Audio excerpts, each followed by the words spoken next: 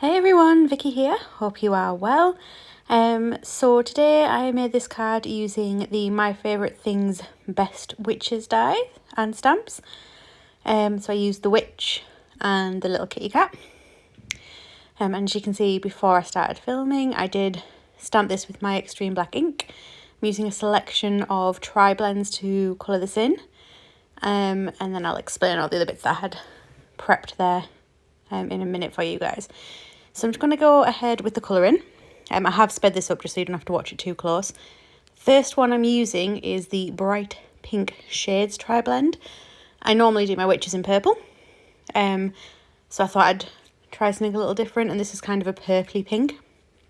So I knew I wanted to do a video today, but I didn't really know what I wanted to do. So I was having a nice conversation with Katy, who is Hook, Line and Inker on Instagram and here on YouTube. And she said to do a Halloween card. And I said, right, fine. Still really lacking in inspiration. I asked her if I gave her a list of all the different Halloween stamps I had, if she'd pick one. And I would challenge myself to do something with that. And she picked this set, which is Best Witches by My Favourite Things. Just in case you didn't catch it at the beginning. I also noticed I always nearly miss out the witch's second arm when I colour her in. I don't know why. It seems to be a thing that I keep doing very annoyingly.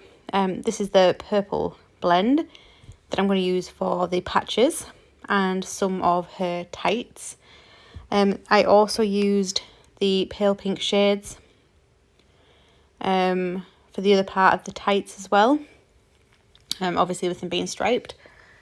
And then I used the pale pink shades as well, just to do the cat's collar and ears and nose, because the cat's collar needs to be done as well, and I figured the pink would work nicely for that. And the next section was the gold brown shade, blends those ones are, and that was just for her hair. I do normally do my witches with red hair, but I figured if I'm doing a pink witch's outfit, I'll do a different coloured hair as well. So that's why she's got different coloured hair on there. But I do quite like this is like a browny blondie colour. And then fair skin blend for the face and the neck and the hands on this one. As you can see, I am back in the living room working on my little tiny table. We are definitely getting into winter, unfortunately. Autumn, but we're heading towards winter, which means it's much darker. So I'm working without the natural light. So I've got the light on, so that random squiggle you can see is actually the piece from my stand. I didn't realise until I started looking back a little bit later that it was there, and by that point it was already in the video and I didn't want to start again, so it just stays there. It doesn't hurt anything, so it's fine. I also realised I didn't tell you the colour I used there was the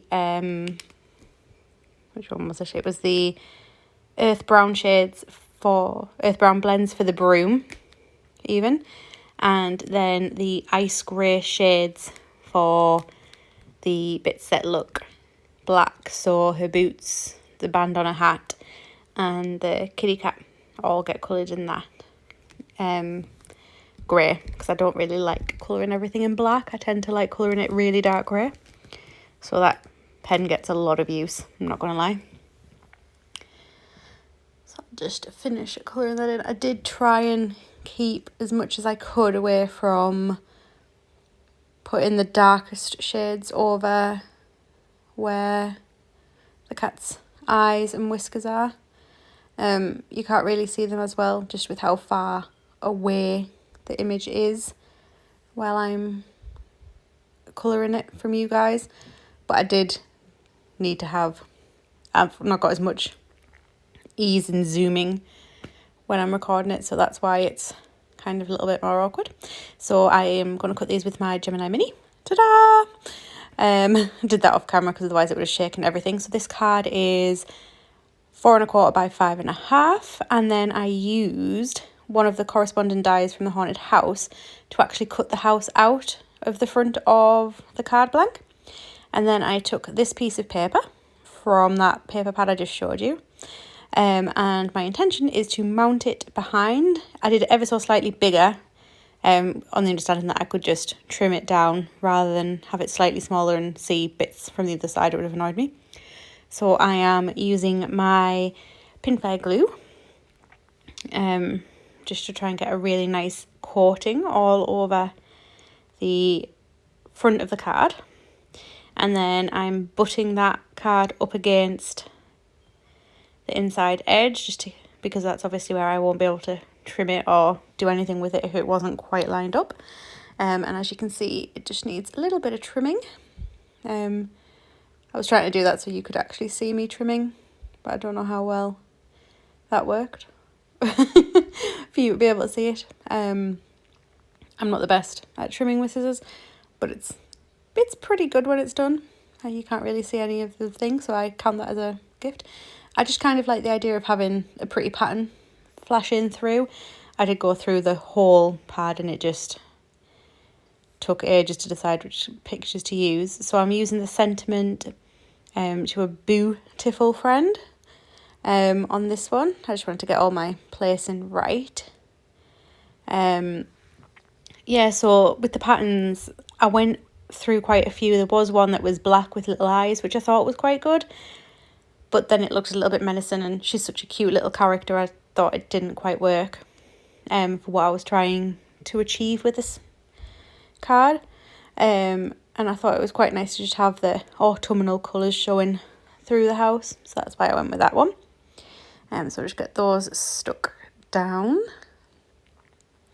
and then all I need to do is stamp my sentiment once I put the lid on my glue, because I don't want to make a mess. So again, just using the Extreme Black My Favourite Things ink for that, and just get it roughly where I want it and stamp that one down, and that is the card done. I hope you've enjoyed this video. If you do like my work, please hit subscribe, and I will see you soon. Bye.